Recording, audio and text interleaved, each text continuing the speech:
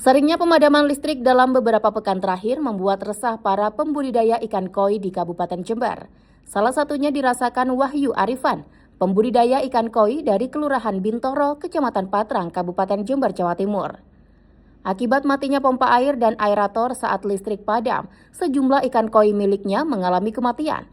Meski jumlahnya tidak besar, pemadaman yang berulang kali membuat ikan mengalami stres akibat berhentinya sirkulasi dan pasokan oksigen di dalam kolam. Kondisi ini pun dinilai akan semakin berbahaya apabila pemadaman berlangsung lebih dari 3 jam. Wahyu mengaku dalam sepekan terakhir pemadaman listrik di wilayahnya terjadi hingga 5 kali.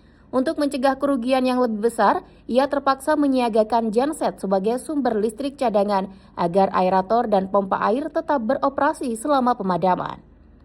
Di sisi lain, pembudidaya juga harus mengeluarkan biaya tambahan untuk perawatan ikan yang mengalami stres akibat penurunan kualitas air dan pasokan oksigen di kolam.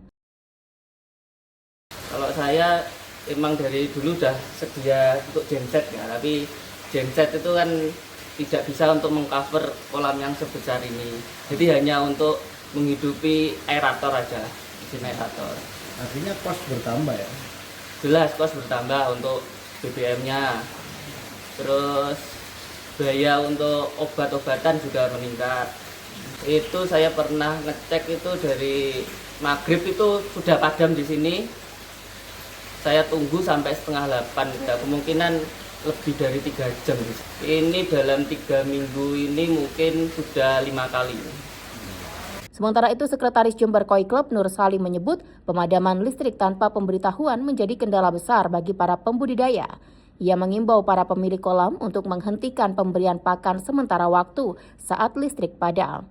Langkah ini dinilai penting untuk mengurangi produksi kotoran dan menekan peningkatan kadar amonia yang dapat menurunkan kualitas air kolam. Untuk pemadaman yang terjadi ya PLN akhir-akhir ini memang serius. Jadi kalau kita di pengurus komunitas syuting mengharapkan kepada teman-teman penghobi ya untuk antisipasi, misalnya ada genset, terus kemudian juga filternya itu terukur dengan jumlah ikannya gitu. Itu kalau kami dari pengurus baiknya teman-teman itu melihat informasi tentang pemadaman itu terjadi kapan. Nah itu antisipasinya 1 hari sebelumnya misalnya tidak dikasih pakan sehingga tidak terjadi amonia yang menumpuk gitu. Nah ini akan menambah beban berat sehingga ikan koi bisa bisa mati. Para pembudidaya berharap pemadaman listrik dapat diminimalisir atau setidaknya diinformasikan lebih awal agar mereka dapat melakukan antisipasi dan mencegah kerugian yang lebih besar. Dari Jember, Jawa Timur, Tim Liputan P1 News melaporkan.